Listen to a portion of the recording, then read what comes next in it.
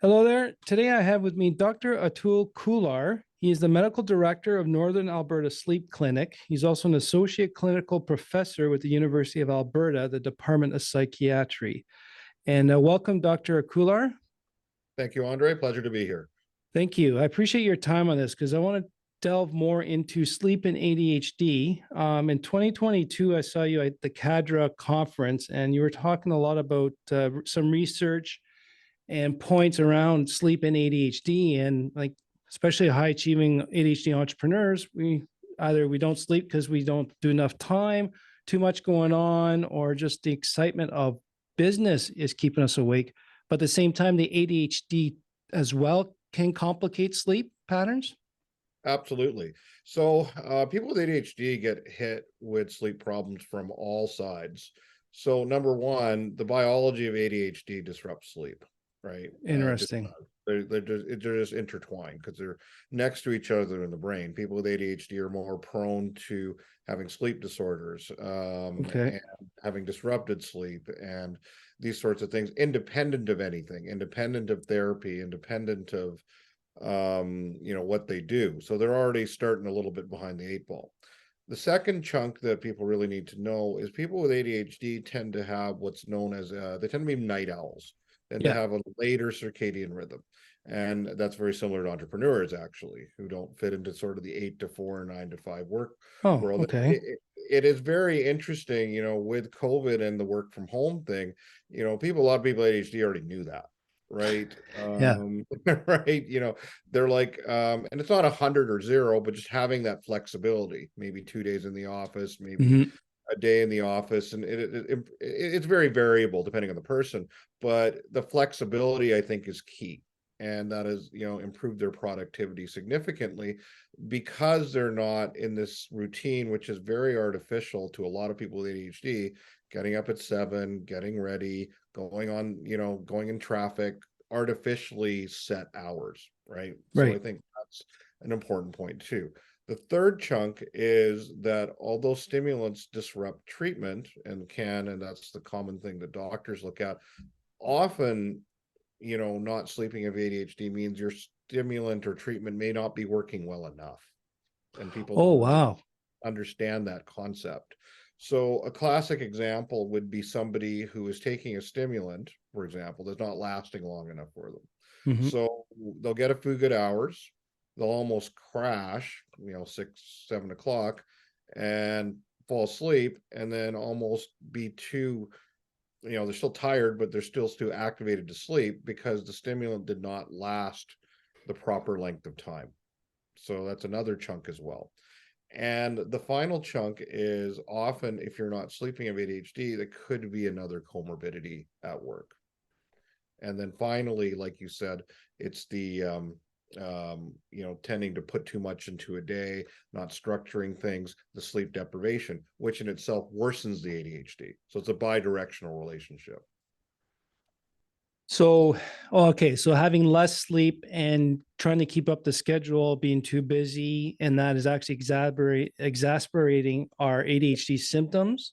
Absolutely. Because if you are sleep deprived, if anyone's sleep deprived, one of the biggest symptoms they get is inattention. Well, that makes sense. Yeah. Right. And so you can see how it combines. The people at ADHD are more vulnerable to it biologically, and then might behaviorally do things that sleep deprive them and further worsen the ADHD. And even emotional dysregulation and heightens too as well. Exactly. That's a good thing to remember. Yeah. Sorry, just a few things connected in my head. Yeah, Yeah. I was tired that day. Or sometimes if we're a little too terse or short with people at the office, Yeah. how tired are you? Yep. Would probably be something to look at. Yeah. And the person with ADHD doesn't have the same fuel tank for some of this stuff. Well, can you expand on that? Fuel tank Yeah. in regards for So sleep basically, or energy? both, right? And Okay. I'm glad you brought that up. The energy part, that was going to be my next point, is it's not only everyone's like, okay, they don't sleep, they can't sleep, but also people with ADHD, some people have a phenotype where they get too sleepy, right? They can only do so much. Yeah. and then the brain is gone and they actually fall asleep. So that's actually what people don't understand is a lot of people with ADHD can present not just with sleep problems, but not just not sleeping, but sleeping too much or being excessively fatigued because they're using so much of their fuel tank to do some basic stuff, or they're not treated enough, or they have ADHD, and then Hmm. they just fall asleep, right? They're just like the brain is just done, right? And so they end up sleeping excessively. So that's a subtype. And an important point on that is ADHD can hit sleep both ways. Okay. Too much Very, sleep and too little. yeah. Sorry, repeat that. Too much sleep and too little. Okay, because I've had this argument with my wife for a long time, and other my GP as well. I've kind of figured out between actually 5.5 to 7 hours is my sweet spot for sleep. If I actually sleep 8 hours or more, I'm useless. I don't have energy. I feel lethargic. Yeah. So to get all that extra sleep seems to make it worse. Does that make sense to you? It can for some people, absolutely, because we all don't need 8. So the important part with people with sleep is how are you functioning during the day? So, Okay. if or are you catching up on the weekends? If you're functioning fine and not catching up, then you're probably at the right amount of sleep. If you are tending to crash and go to sleep, 10 hours in the weekend, you're probably not getting enough during the week.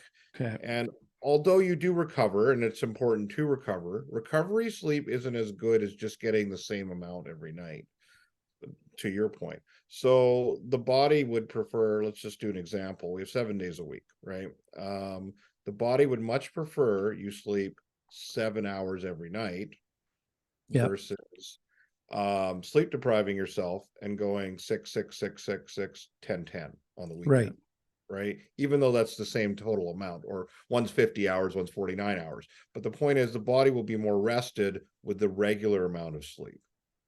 So a consistent schedule. Yeah. Or a consistent amount of sleep.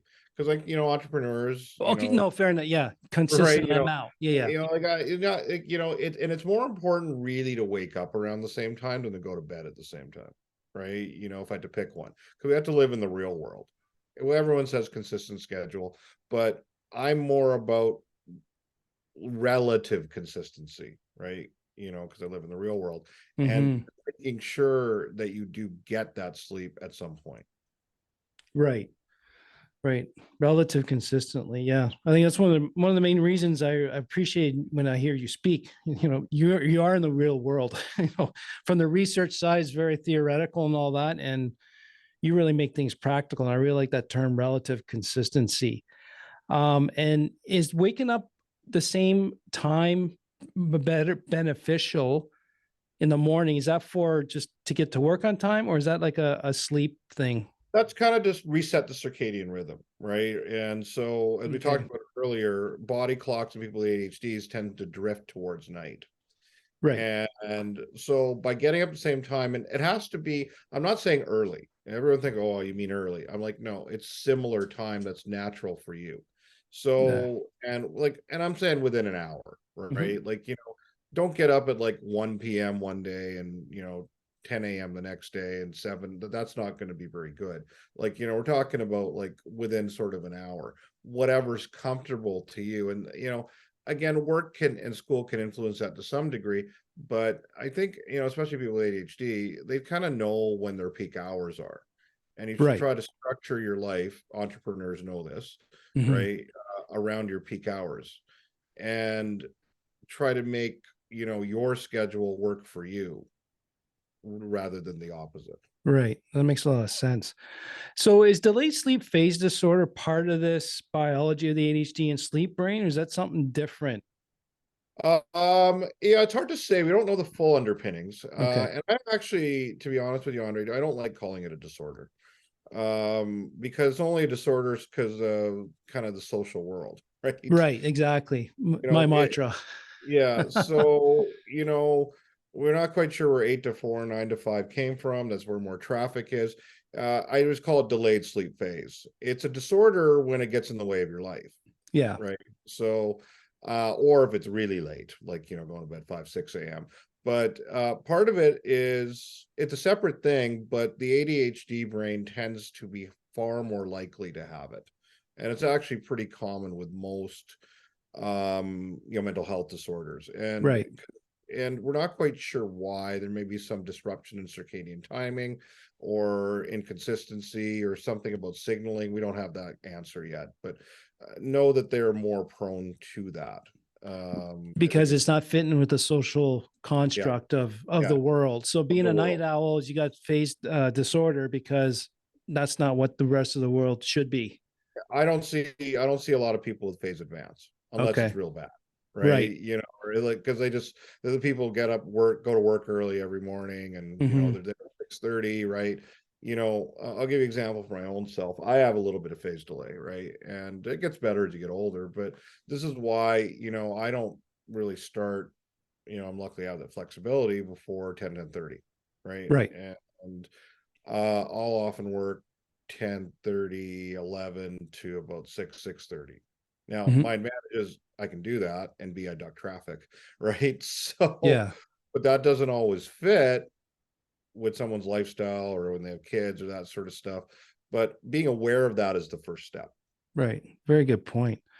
What about other, mental health conditions like anxiety, depression? Does that affect sleep? And is there any other physicalities that might affect sleep, not only ADHD, or could be Yep. part of Oh, this? definitely. Yeah. So it all does. So I think the big common one just see with people with ADHD again, yeah, anxiety and depression. And it's actually a good sign, like I said earlier.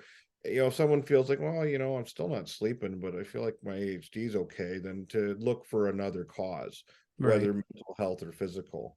Other sleep disorders that ADHD people are more prone to, it's hard to say if they're more prone to or if it just hits them harder. But one they're definitely more prone to is something called restless leg syndrome Yeah. where your leg are kind of twitchy before bed and that sort of thing. And it's funny because there's actually to your point about why, there's actually a biological underpinning to that because restless leg syndrome is a dysfunction of the dopamine system. And one of the major causes of ADHD is a Hmm. dysfunction of the dopamine system. Now they're different dysfunctions, but there's a lot of overlap. So it makes sense biologically that would happen. So that's something people need to be aware of. Um, you know, Obviously obstructive sleep apnea, but I think that's just because it hits them harder. And also just having just a separate insomnia. A lot of people will Yeah. tell me ADHD is better, but I still don't sleep very well. Does that racing mind have a lot to do with that as well? Or is Yeah. that just Oh, other? Yeah. absolutely. Because if your mind is racing, and the running joke is, if the ADHD is fired up, you can't even count sheep because you can't focus on it. Yeah. And having insomnia is actually one of the cardinal signs of diagnosis of ADHD, which people miss. Oh, But wow. we're assuming that it's treated. Let's assume that it's treated properly, the stimulant therapy or whatever therapy is proper. But if they're still not sleeping, it may require maybe, a different medication, a longer acting medication, an augmentation medication, Right. if it's ADHD, or often, behavioral treatments for sleep, or even, and I think this is totally reasonable in some people with ADHD, if they've tried everything, is a low dose of a medication for sleep. Yeah, I've heard that. It's just so it can slow it down. Well, Yeah, even with another doctor I was talking to about substance use disorder, some people were taking cocaine before bed so they can fall asleep, not yeah, for the use of. And that and was in one that is example. yeah, and if you have that, that is a cardinal symptom that your ADHD treatment, or you have ADHD, Yeah. but your ADHD treatment is actually worn off. Ah, yeah, yeah. Gotcha. Yeah, that's quite intriguing because I mean, even my wife will say she can hear my head running Yeah, at night. So melatonin is a big hot topic. yes, It's it good is. for you, it's not for you, it's whatever. What are your Oh yeah, you hear a ton of stuff, and a lot of it is it's unfortunate that people often don't have the facts, including sometimes physicians, unfortunately. So the problem really is not with melatonin per se. The problem hmm, is with the purity of melatonin in North America. Melatonin is not regulated in North America. It's a natural supplement, so you don't know what you're getting. right. You could get this much or that much. If you go to Europe, melatonin is a prescription. So it is Really? pharmaceutical. Yeah, it's pharmaceutical grade. so you know what you're getting. Hmm. So I think a lot of the problems that people are ascribing to melatonin are not the actual melatonin. It's the what's in it. Right. You know, and there's some standardization. You can ask what it's called the natural product number from Health Canada, but that's not the same as a regulated sort of drug. Hmm.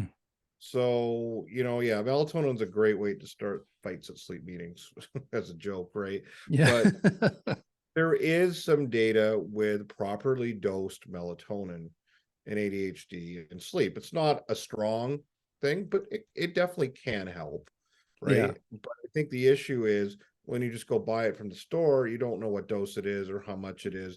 And that's the bigger problem. Right. That's a really good point to make out. Um, so what can we do to improve our sleep? If we have ADHD, what can we do to improve it? And patterns of rest. Like I think there's a lot of us going out there, man. I would just love my biggest thing is to have one good deep sleep Yeah. and feel rested when I wake up in the morning. I can't get that a lot, very rarely.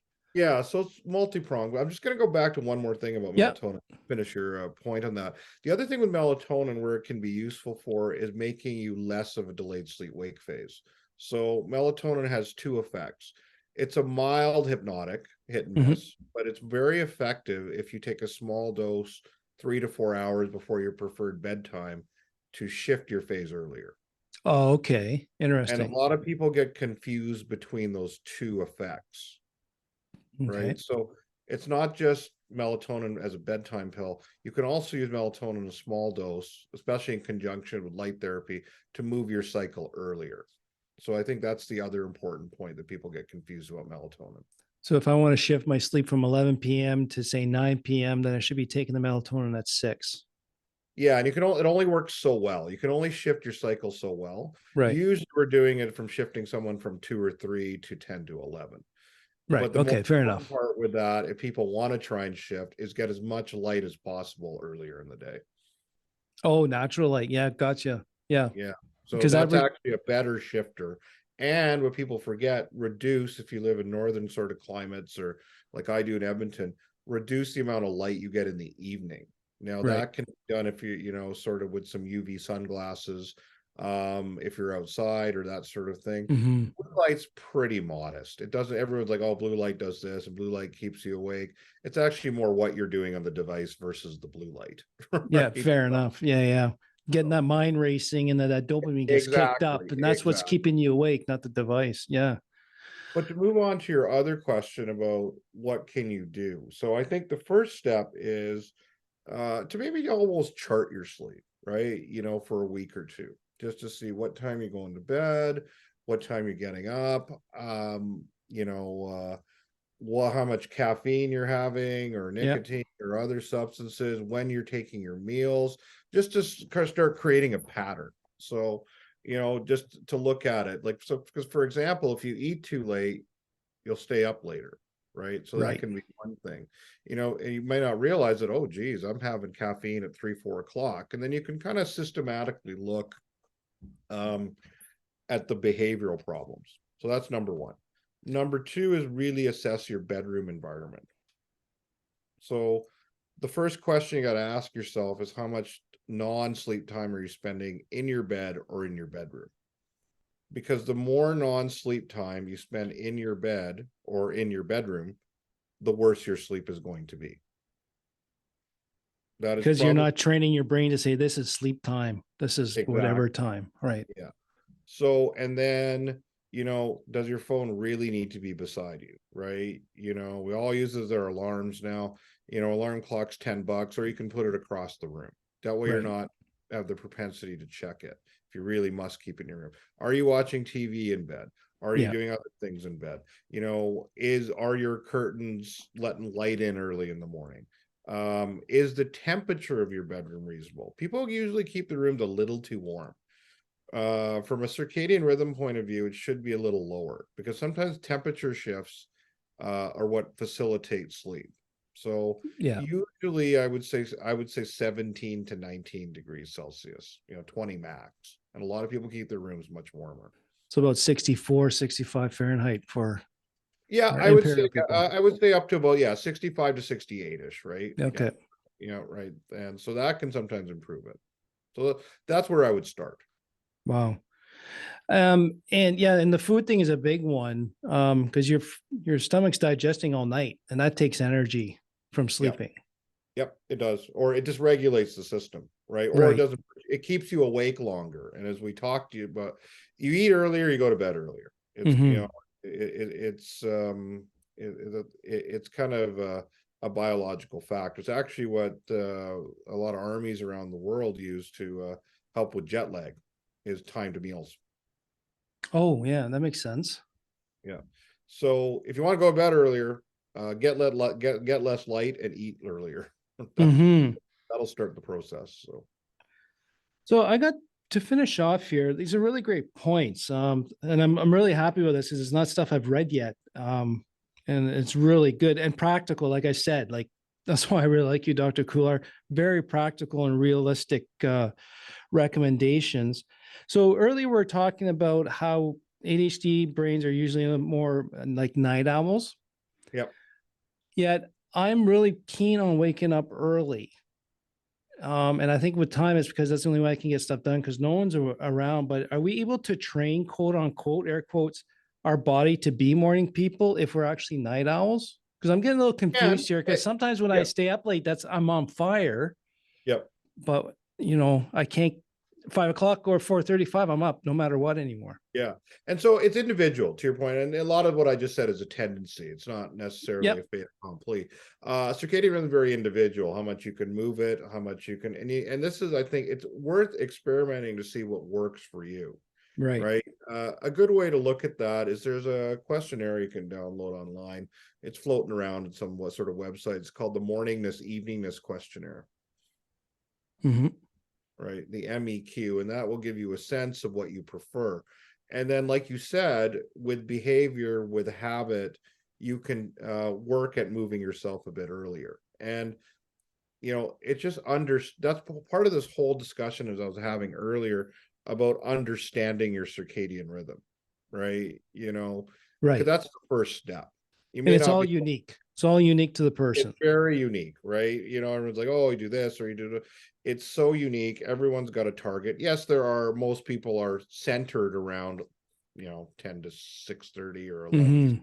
but that's most people. It can vary very easily and I think understanding your own circadian rhythm and then deciding if you want to move it would be the two steps there. Right. Wow, that's really really cool. So, I think like just for the listeners, like it's very unique to your circadian rhythm, lifestyle. I'll tell you one thing: when you have kids, it really screws up your Well, and that's your where people system. notice this because you got no choice, Yeah, right? Yeah, yeah, yeah. So life can get in the way, but at the same time, it is unique. And I really like how you pointed out, like ask yourself, how are you functioning today? Will determine if you're getting enough sleep or not, yeah. and to do that regularly.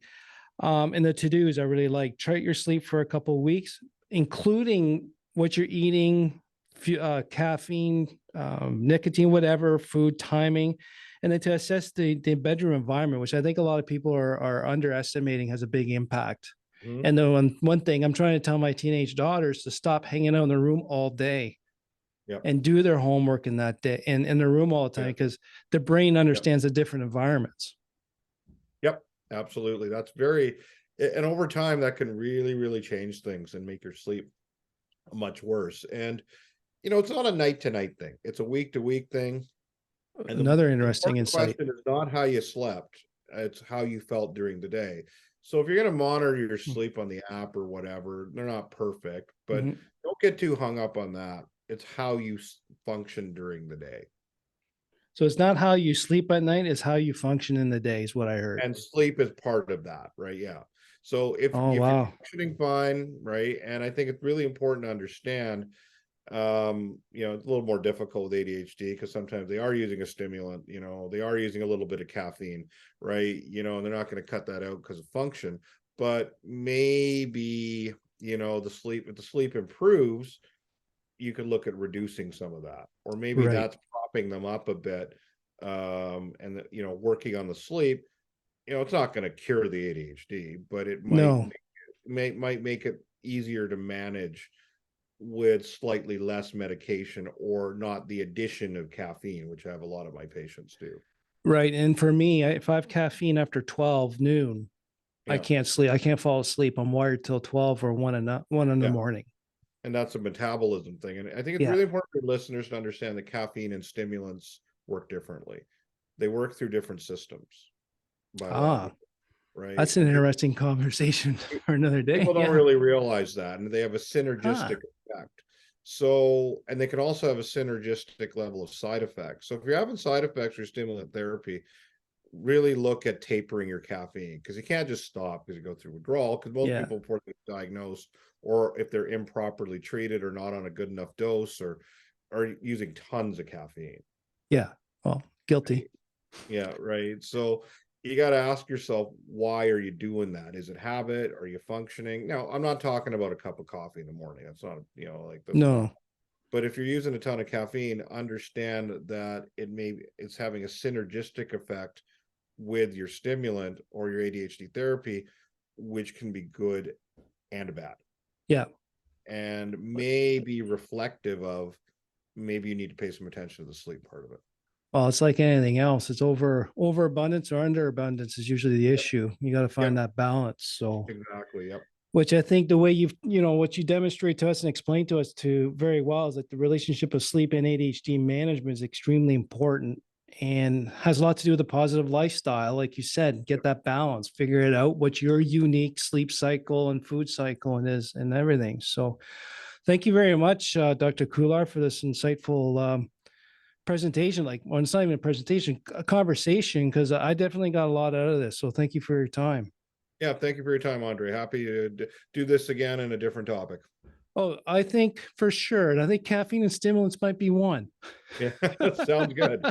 And to you, the listener, thank you. And for you, I want you to think about, have you noticed sleep affecting your ADHD? And like Dr. Khullar said, how are you functioning that day? So let me know. I'd like to hear from you. Thanks again, Dr. Khullar. And to you, the listeners, thanks for learning with me. Take care. Take care, Andre.